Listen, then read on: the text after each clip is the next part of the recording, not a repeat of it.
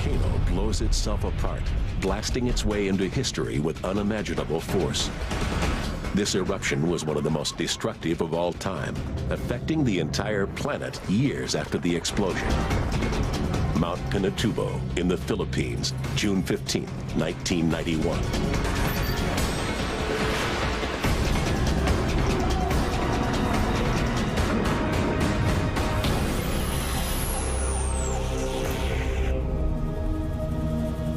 In the dark heart of the Philippines lies a small and undistinguished peak. Once it was a volcano, one of the biggest the world has ever seen. But for 5 centuries, Mount Pinatubo has been dormant, ignored by the hundreds of thousands of Filipinos in the towns and cities that have grown up in its shadow.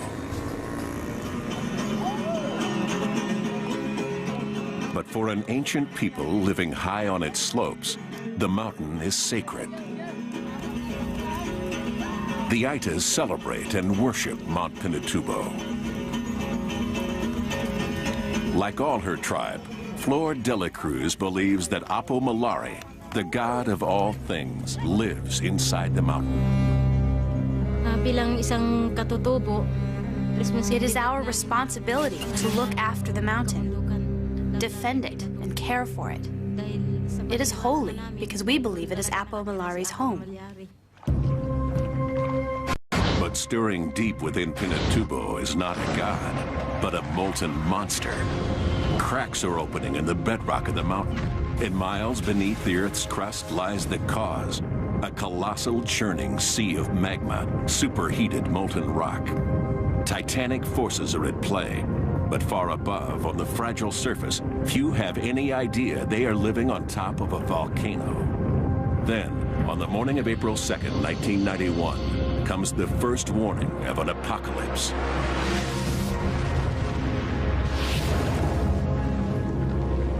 A series of small explosions rocked the remote summit of Pinatubo. But the Aitas are the only people to see the explosions and the plumes of steam. Pinatubo's warning has no witnesses except those who worship it. The people were terrified when they saw the explosions on the mountain. No one knew what was happening. That night, there was a red light on top of the mountain. It looked like blood was coming out. The next morning, the Aitas describe what they have seen to a local nun, Sister Emma Fontavilla. She sets off for the lowlands with Flor de la Cruz as an eyewitness, determined to report the explosions to the government authorities. They travel to Manila, 55 miles south, passing from one world to another. Finally, they come to the Philippine Institute of Volcanology and Seismology. Sister Emma convinces a skeptical staff to let her and Flor meet their director, world-renowned volcanologist, Dr. Ray Punangbayan. Isang pagsabog, explosion.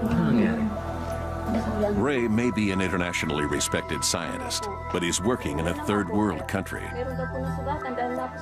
The few seismographs he has are tied up, monitoring another volcano to the south of Manila. Why should he heed the fears of a superstitious tribe who believe their god is angry? Pinatubo awaits his decision. If he ignores this warning, he won't get another chance. He takes a fateful step. He orders one of his seismic teams to the summit. From the air, they see the smoking vents described by Flor de la Cruz. And when they land, the first flickers of their seismograph tell them something is stirring within this long-dead volcano. Over the next 24 hours, they detect more than 200 separate earthquakes. Pinatubo is coming to life. The earthquakes could be caused by the geothermal movement of steam and superheated water. But Ray Punangbayan's instinct tells him there are other forces at work, far deeper, far more powerful. He knows that the Philippines lies on the Ring of Fire, a vast arc encircling the Pacific Ocean, home to most of the world's volcanoes. Deciding whether one of them, Mount Pinatubo, is coming to life will be a poker game of science versus nature, where the stakes are life and death. Not only for the 20,000 Aitas living on the mountain itself, but also for the hundreds of thousands of Filipinos in the towns and cities of the surrounding lowlands. And just 15 miles from the summit, the largest U.S. military base on foreign soil, Clark Air Base, home to 16,000 American servicemen and their families, and billions of dollars of military hardware. In all, nearly 1 million lives, Filipino and American, will depend on Ray's ability to outguess one of the great forces of nature. A volcano is not an enemy nor an adversary. It's something that you try to befriend, in fact, and try to understand what it is, what it's going to do. Then you have to read the signals properly. And if you fail to do that, then you lose in the game. Trying to predict a volcanic eruption is not for the faint-hearted. It is part science, part gut instinct. And there are few seismic detectives who can successfully track these killers from the deep earth. Ray knows that a volcanic eruption cannot be stopped, but it can be escaped. If Pinatubo is on the boil, it will be his job to say when it's going to blow. And he will get only one chance. If he calls an evacuation too early, those ordered out of the danger zone will come back. And if he calls it too late, hundreds of thousands may die. For days, his team tracks the earthquake swarming deep beneath the mountain, but their equipment is outdated. The Filipinos need help, and Ray knows where to find it. Chris Newhall of the United States Geological Survey in Washington is an old friend and a volcanologist. He's got the high-tech instruments that will help Ray penetrate Pinatubo's secret. On April 23rd, he and a crack team of U.S. scientists join Ray's task force of volcano detectives. They set up their operations center at Clark Air Base within sight of Pinatubo's summit. To them, as to all who live around it, the mountain looks just as it has since the time of Columbus. Yeah, because this particular... We were acutely conscious of the fact that there had been no eruption at Pinatubo for 500 years, and many, many people, perhaps even a majority, doubted that it was even a volcano. Ray and his team know Pinatubo is a volcano, but what kind and how dangerous? While some volcanoes, like Mauna Loa and Kilauea in Hawaii, release free-flowing rivers of lava, the most catastrophic type of eruptions are explosive. Mountain loads of magma that detonate suddenly and usually without warning. Instead of lava, explosive volcanoes hurl out massive pyroclastic flows, superheated tidal waves of rock and ash. It's a hot hurricane or hot blast of rock and ash and gas. And we know enough about pyroclastic flows to know that virtually nobody survives. Ray and Chris study aerial photographs to plot the footprint of Pinatubo's last eruption. They are shocked by what they see in the maps and the ancient geological record. An explosive volcano as big as any in history. I think the oh my God moment came very early. We could see straight away that the kind of explosive eruptions that had occurred in the past from Pinatubo were of the same order of magnitude as what had occurred at Krakatau in 1883. Krakatoa, a remote Indonesian island, blew up in 1883 and remains the deadliest volcanic eruption in recorded history. The detonation was heard 3,000 miles away and created a tsunami 100 feet high that drowned 36,000 people. And in Pinatubo's eroded canyons, Ray and Chris find evidence of a Krakatoa-sized eruption. Pyroclastic flows that once incinerated and buried the land under Clark Air Base. Could it be capable of such a cataclysm again? The seismographs trace a veiled but deadly threat. 1 million lives hang in the balance. 1 million unwitting souls dependent on just a few. Ray and his team are intensely worried about Pinatubo's awesome past.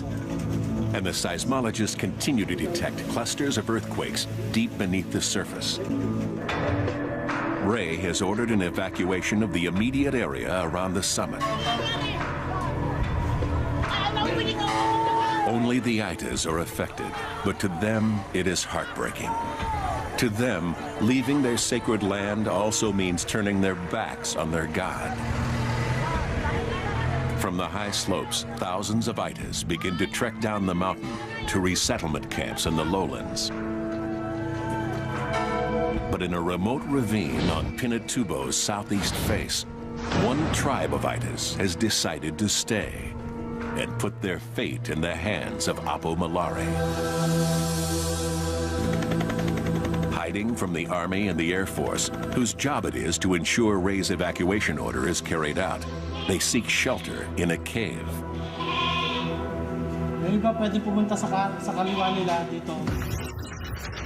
But the quakes diminish. Nothing is reading right. Deep beneath the earth, there is now only a sinister silence. Is Pinatubo just playing dead, or has it settled back into its centuries-old sleep? Has Ray called a false alarm? Volcanoes have claimed countless victims in surprise attacks. But there have also been thousands killed who were warned, but failed to listen.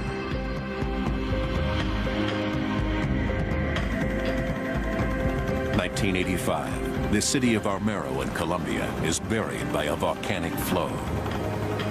In the weeks and days before, scientists told those who lived here that Mount Nevado del Ruiz was going to erupt. But neither they nor their government listened. 23,000 people died. Nevado del Ruiz is etched onto the mind of every volcanologist. It was a terrible tragedy. It was completely avoidable had people understood what the hazard was that they were facing. They could have actually walked to safety.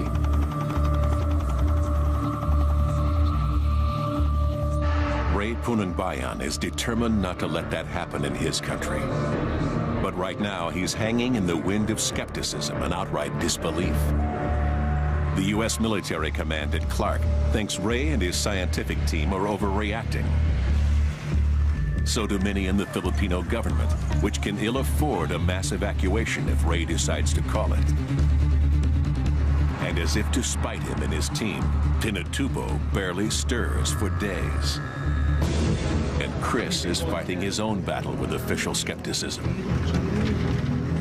Washington is threatening to pull the plug on his team and their precious equipment unless he delivers some clear answers fast on whether Pinatubo is really going to blow. He and Ray have to find some clear evidence that there's magma arising beneath Pinatubo. To find that proof means a risky chopper flight low over Pinatubo's steaming vents. Magma contains highly pressurized sulfur dioxide. If Chris can find the gas, he's found the magma beneath the surface. What I'll do is see that first little ridge line up there. I'll try and set it up so we can go right up about there and make a left pass along down to this ridge line here. But the chopper is ill-suited to the task. Its rotors churn the air and confuse the detection instruments. Let's drop down a bit. Okay, coming down, standard, using throttles. Taking the chopper any lower is dangerous. An unexpected blast of steam could bring them down. But it's their only chance of detecting sulfur dioxide. To Chris, it's worth the risk. Well, do you want us to keep flying around looking at it, or? Yeah, we got to make sure what it is. Let's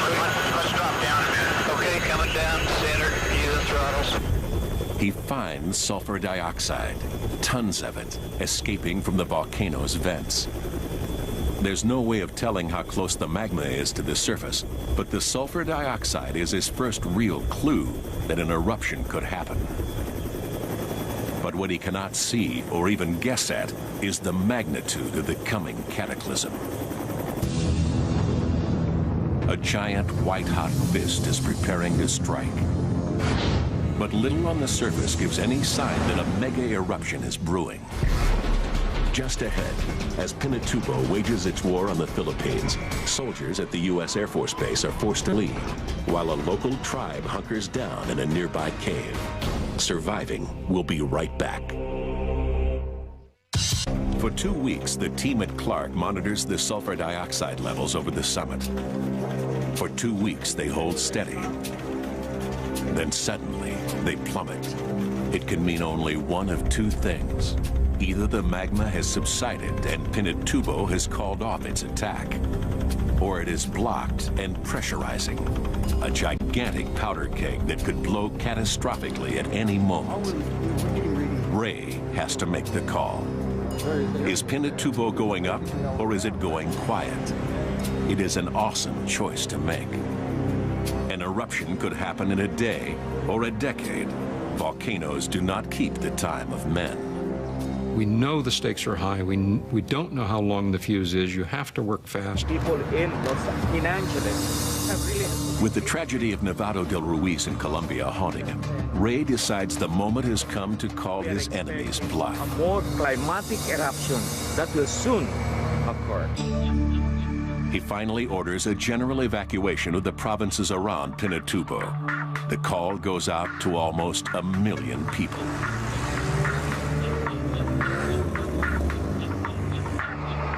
But is it already too late? Will everyone heed the call? On the outskirts of Angeles City, Beng Mendoza is about to go into labor. None of us believed the volcano was going to erupt. Neither she nor her family believe what they're hearing about Mount Pinatubo. Most days they can't even see it through the tropical haze. The government was telling all of us to evacuate. We could not accept it because we had lived there for so long, and I was also 8 months pregnant.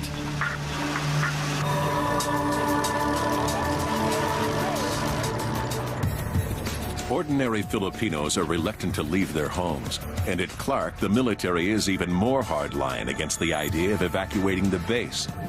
Its commanders are not prepared to cut and run until the scientists can say for sure when the volcano is going to blow. Aircraft continue to take off and land on the remnants of Pinatubo's last eruption, as though it never happened. It's a standoff between the scientists and the soldiers.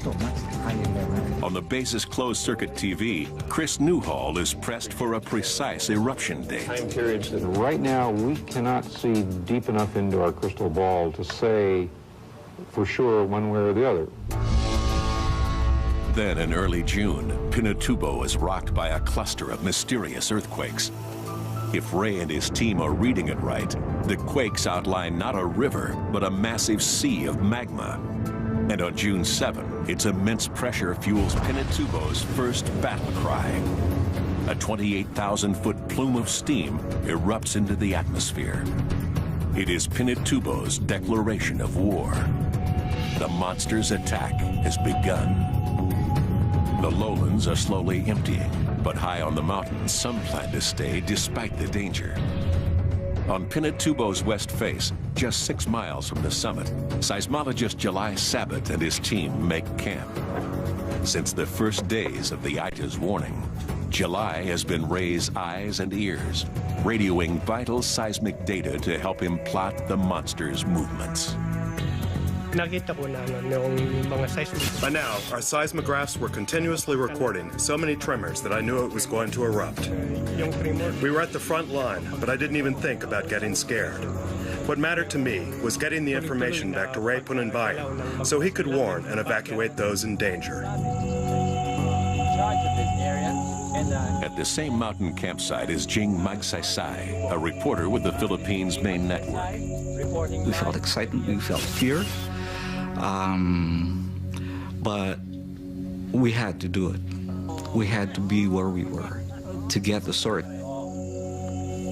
He's covered other volcanic eruptions and is confident he'll be able to pull out when the time comes. On and around Pinatubo, fateful choices have been made. And none are more fateful than by a group in a remote cave high on the mountain's southeast face. In all, there are 40 families, a whole Itis tribe, nearly 100 people, men, women, and children. Some are here to keep faith with their God, some because they do not want to leave their homes, and some because they believe that no matter what is coming, they will be safe in the cave. A tribesman named Sebio waits with his wife and young son for the judgment of Apo Malari, the god of Mount Pinatubo. 10 miles away, the military has finally issued its evacuation order. At Clark Air Base, they're recording a constant stream of earthquakes, sometimes at the rate of 1 a minute. The pride of the U.S. Air Force is being deserted. 15,000 military personnel and their families leave. We were evacuating people who were on life support. We were evacuating infants who were in incubators and who had tubes attached to them. Colonel Ron Rand is one of a core group of officers and men who will stay to guard the base. Now, only they and the scientists remain. The eruption of Mount Pinatubo is no longer a matter of if, but when. At 8:50 a.m. on Tuesday, June 12th, it launches an enormous column of ash, 12 miles straight up. Now we knew what we were up against. Now we knew how huge this thing was. Here's this plume, unlike anything I've ever seen. Giant, dark, gray, swirling, roiling, boiling, you know, just growing as you looked at it and going like a rocket. When I was a young guy in the Air Force, I got a ride in an F-4. And we climbed to 43,000 feet, and it took us 2 minutes and 40 seconds. This plume rose 60,000 feet in 1 minute. So you're standing there looking at it, and it was like this. So powerful is the force of the eruption that even its sound waves shoot straight up. Those watching on the ground hear nothing. This awesome event takes place in absolute silence.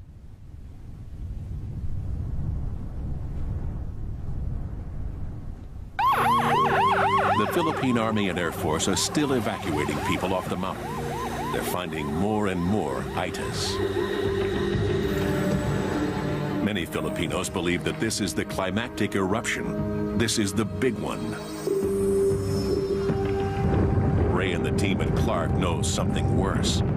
The magma beneath Pinatubo is boiling, gathering force, but it has not yet reached the surface. This is not Pinatubo's main eruption. This is just the beginning. For 48 hours, near constant earthquakes swarm ever closer to the surface. Dense clouds of ash blast from cracks opening in Pinatubo's summit. The volcano is priming itself for one of the greatest eruptions ever witnessed.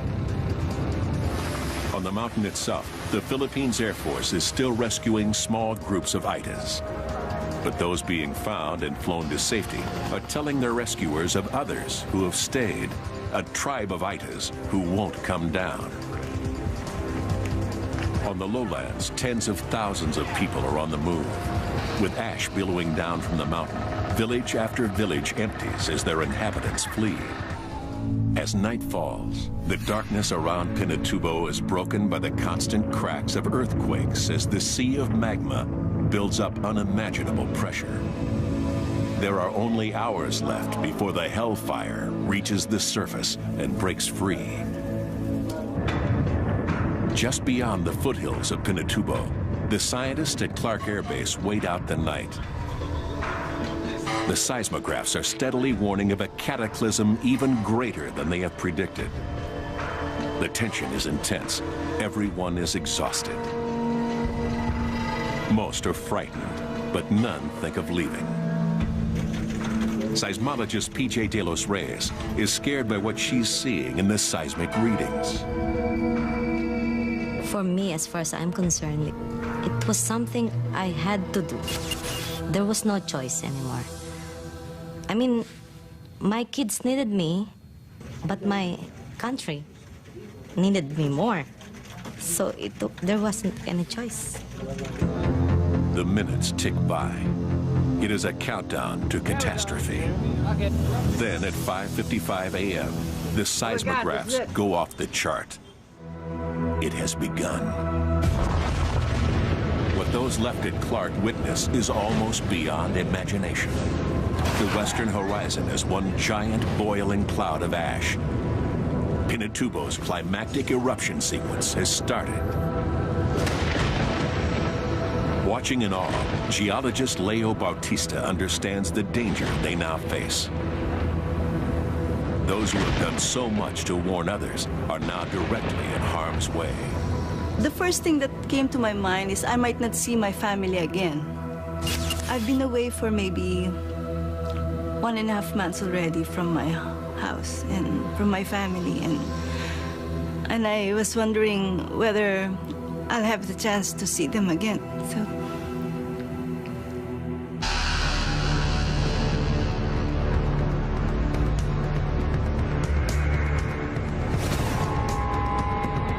For the next 6 hours, Pinatubo erupts 4 more times.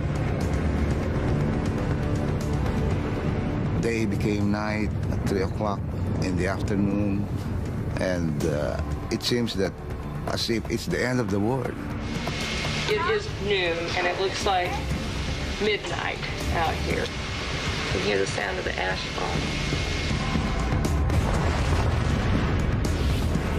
Each blast hurls millions of tons of ash into the sky. Massive clouds of poison gas billow into the atmosphere. Gales of volcanic rock rain down as far as 30 miles away. The monster's fury is terrifying. Then at 1:42 p.m. on June 15, 1991, comes one of the single most cataclysmic natural events of the 20th century. A release of energy 200,000 times greater than the Hiroshima atomic blast. A cubic mile, 5 cubic kilometers of magma detonates straight up, reaching the stratosphere in seconds. From space, it looks like a vast nuclear bomb has gone off, blacking out the Philippines and the South China Sea. Pyroclastic flows thunder for miles in all directions, expanding as they suck in cold air. Billowing killer clouds of superheated ash and rock. I think you could light off every bomb and every rocket and every explosive man has stored all over the world, and I don't know that you would have registered to the Earth what Mother Nature did on the 15th of June. It was unbelievable. High on Pinatubo, Sebio and his tribe wait for Apo Malare's judgment. The mountain is exploding around them. Hurtling toward their cave is a massive pyroclastic flow. 1,500 degrees Fahrenheit, traveling at 100 miles an hour. In skin going dead. That was the scariest part for me. You can't imagine how it felt like knowing that you can be overrun by a pyroclastic flows. And the only thing that we wanted to do was escape from Clark Air Base. Blinded by ash,